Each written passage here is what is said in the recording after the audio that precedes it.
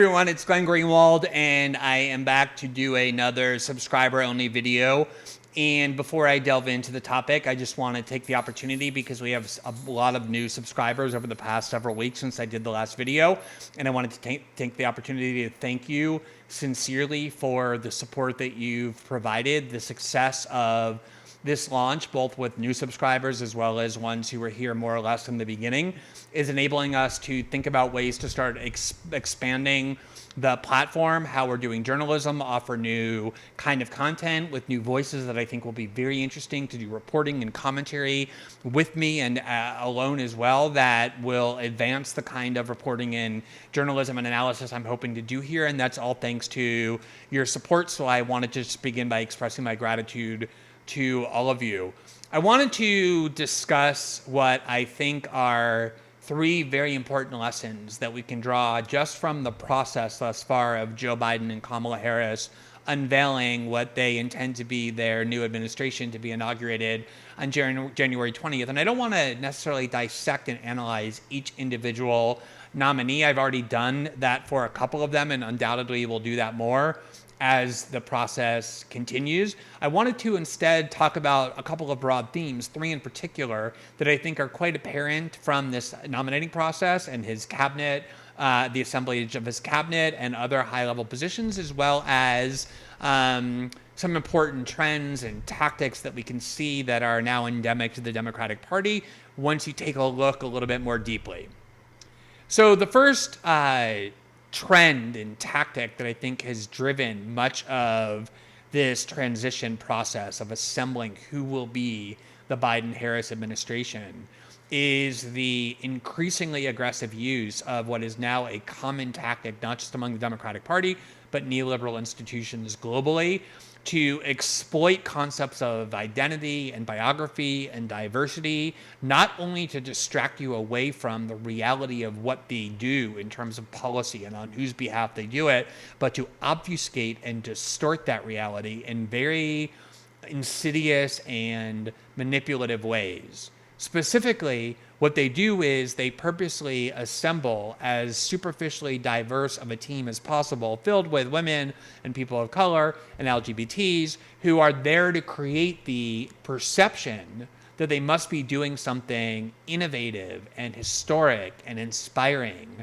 because of how they look and who they are, when in reality they're there specifically to do the opposite, to perpetuate the status quo, to serve the neoliberal centers of power, and to ensure that no one sees the reality of what it is that they're doing. And we've seen this in several different instances already in the few short weeks that the Biden team has had the go-ahead from the current president to assemble a transition team. One of the most vivid examples I've seen is the rollout of the person intended to be the new Secretary of State, Antony Blinken, who is one of those guys who just kind of festers in the national security blob forever. You don't know his name, but he asserts a lot of influence. And the reason you don't know his name is because he's completely ordinary and replaceable with any of the hundreds of others who are going along the same trajectory upward as him. He's a totally conventional national security apparatchik who supports all the foreign policy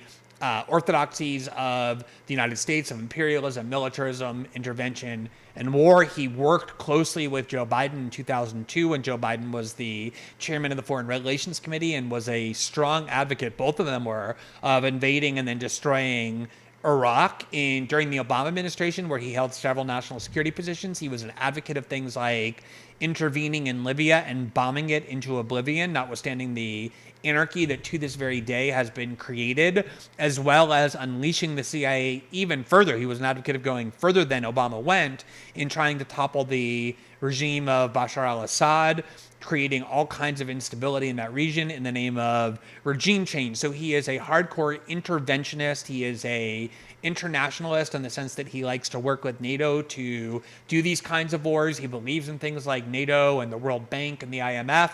Very standard but odious national security professional, and yet news accounts of his nomination included very little, maybe even none of that, instead focusing on this very heartwarming story of his stepfather, not even his father, but his stepfather, who was in the concentration camps during World War II and survived and was supposedly rescued by an African-American GI, and that this is supposed to reflect this goodness and benevolence of the United States, as well as the fact that he's raising young toddlers. If you look at the media coverage of his nomination, it was overwhelmingly dominated by discussions of the background of his family and the family life that he has, and very little on his ideology and what it is that he supports, these incredibly destructive and toxic policies, and that's by design. We saw the same thing when Biden's communications team was unveiled, and we heard very little about the fact that they are just standard Democratic Party operatives who have disseminated all kinds of propaganda and lies on CNN, on MSNBC, and as part of the Obama administration,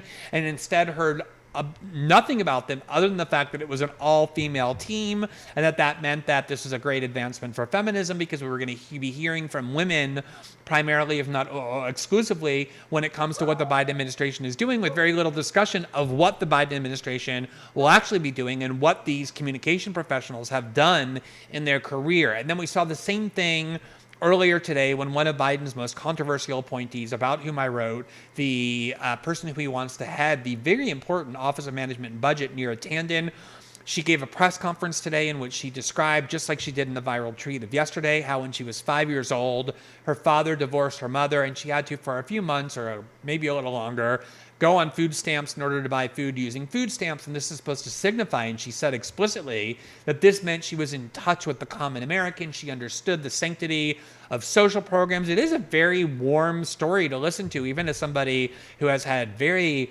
vociferous conflicts with Neera Tanden and who has nothing but loathing for her ideology and what she's done in her professional life. You listen to it and you can't help but be moved. It's designed to play on your emotions.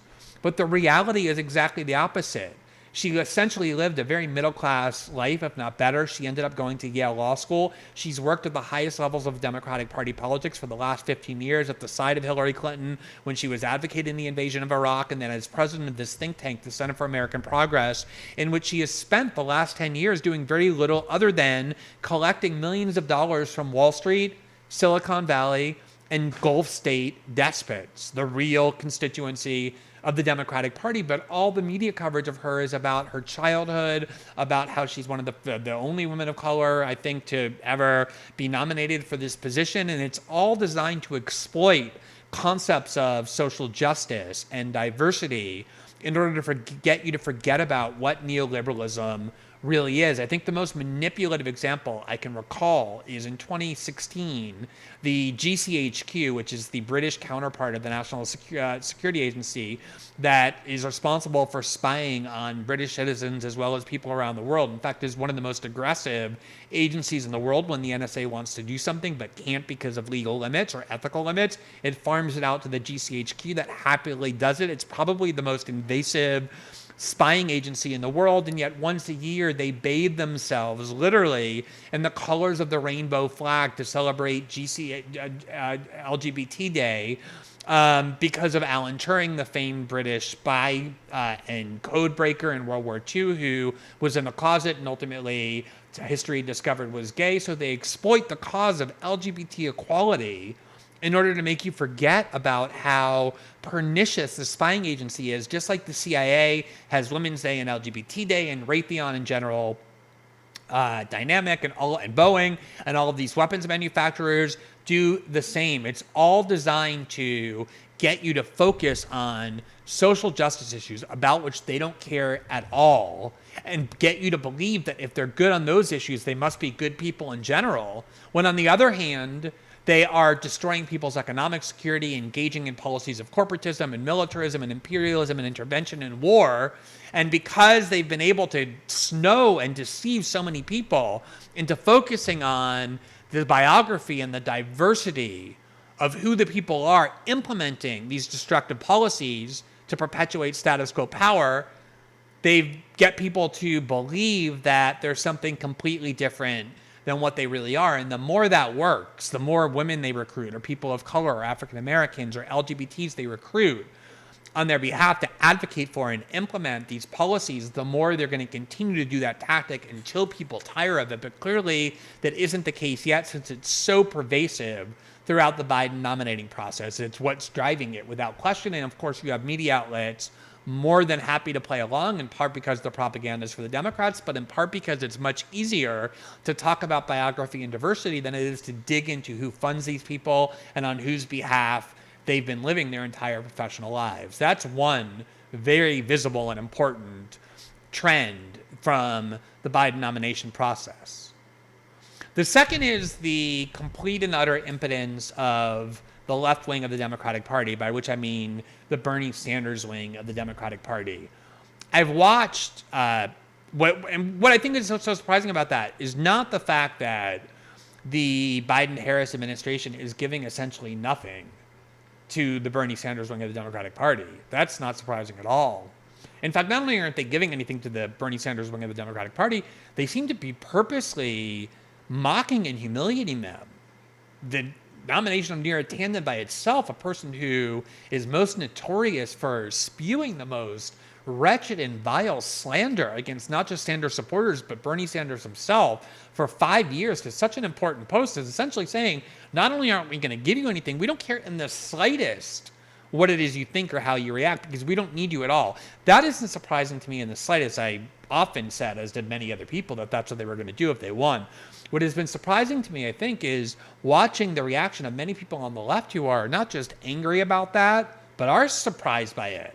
There are a lot of Elizabeth Warren supporters, for example, who really believed, apparently, that they were going to make Elizabeth Warren the Secretary of the Treasury. And I guess they believe that because Warren did a huge favor for Joe Biden to help him win in the primary, which is she stayed in the race past Super Tuesday way longer than she had any remote chance of winning. In fact, she never won a single state or even came in second in a single state. Her highest and best finish was third, including in her own state of Massachusetts, where she lost to both Sanders and Biden. She was humiliated in her own state. Obviously, she wasn't going to win, and yet she not only continued to stay in the race until past Super Tuesday, dividing the anti-Biden vote and taking it away from Bernie Sanders.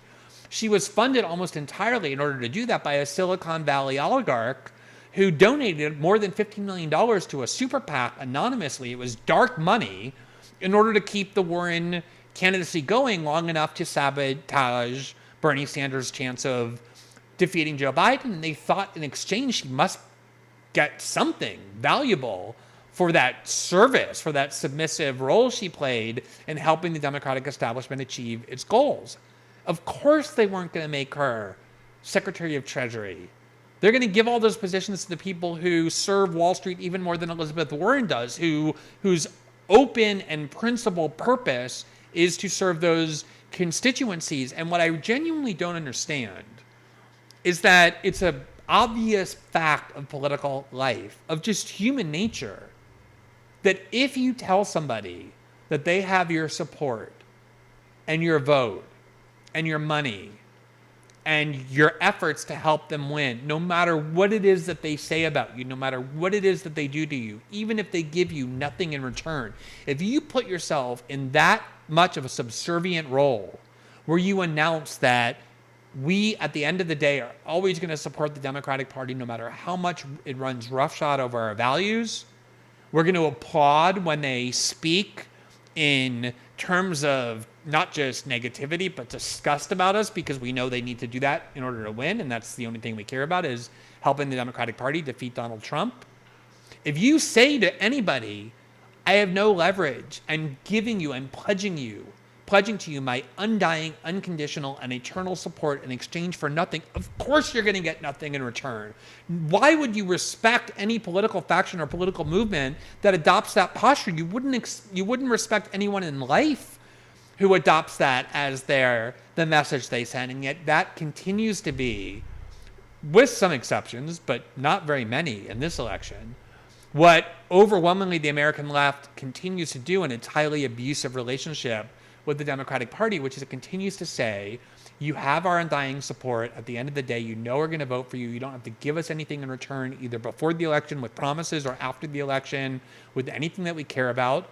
And then they act surprised when they get treated as what they are, which is a group of people who have no power, no leverage, because they willingly gave it up. And until the left learns that lesson, that the basic rule of negotiating and power dynamics and human nature is that you only have leverage if you withhold something of value until you get what you want, which in the case of political elections is your vote and your support. Until you're willing to do that and mean it, of course you're going to have no respect from the Democratic Party. Of course you're going to get nothing in return. And if you do decide that you're going to continue to do that, please just don't act surprised when the Democratic Party looks at you with scorn and contempt. That is what we're very much seeing and are going to continue to see, not just throughout the Biden transition, but also into the Biden presidency. The third point I wanted to make is one about the dangers of returning to normalcy. And it's very related to the point that I just made, which is that the Biden administration is putting into place people who believe in the neoliberal order, in intervention, in imperialism, in war, in corporatism. In other words, they're putting into place what essentially is, with some modifications, trivial on the fringe modifications, the third term of the Obama administration. And the reason the left was willing to lend its unconditional support to the Biden campaign and the Democratic Party is because of the view that the only thing that mattered was getting out Donald Trump because he was an existential threat to democracy, he was a fascist, an authoritarianism, a racist, all those things that you've heard over and over. And therefore, we shouldn't do anything to risk the possibility that he might win a second term, even if it means sacrificing our own dignity and self-respect. And that's what the left, again, with some exceptions, did. And the reason that is so misguided, aside from the fact that it means the left has no leverage and therefore gets nothing, is because Donald Trump did not appear out of nowhere.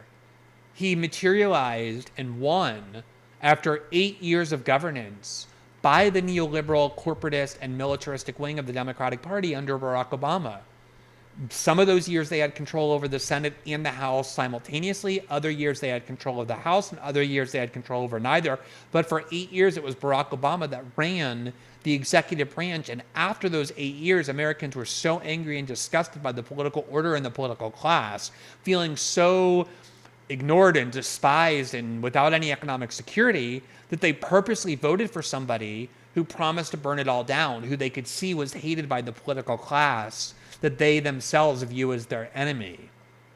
And if your only mindset throughout 2015 and 2016, or through 2019 and 2020 was, we just need to get rid of Donald Trump regardless of what replaces it, even if it means replicating the same neoliberal policies of corporatism and militarism as well, that led to Donald Trump in the first place, and that led to Brexit in the UK or Bolsonaro in Brazil or the rise of other populist parties throughout Western and Eastern Europe, then you should not be surprised when 4 years from now or 8 years from now, another Trump, a more competent and powerful and potent one who learned from the first one's mistakes, who doesn't have his foibles, arises riding the same wave of anger and dissatisfaction from the very same people who the first time around realized that the neoliberal order despises them and is going to see it even more clearly the second time around. They're going to be larger in numbers and they're going to be even more passionate about it.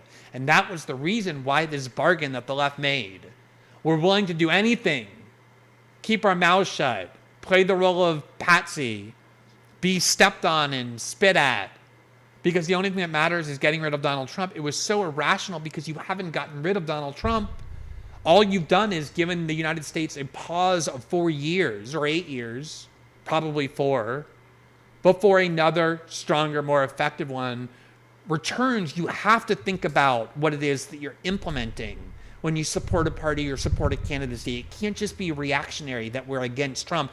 If you don't think about what it is that is going to replace it, not only are you acting without the slightest strategic consideration, but you're acting counterproductive to what you claim are your own interests, because you're implementing an ideology which is neoliberalism that led to Trump in the first place. And what is that old saying? The definition of insanity is doing the same thing and expecting a different outcome. There's not going to be a different outcome. There's going to be the same outcome. And the Biden administration that is forming in front of our eyes embodies exactly those ideological leanings and the loyalty to exactly that tiny, narrow group of powerful factions that led so many people to conclude rationally that the U.S. political system despises them.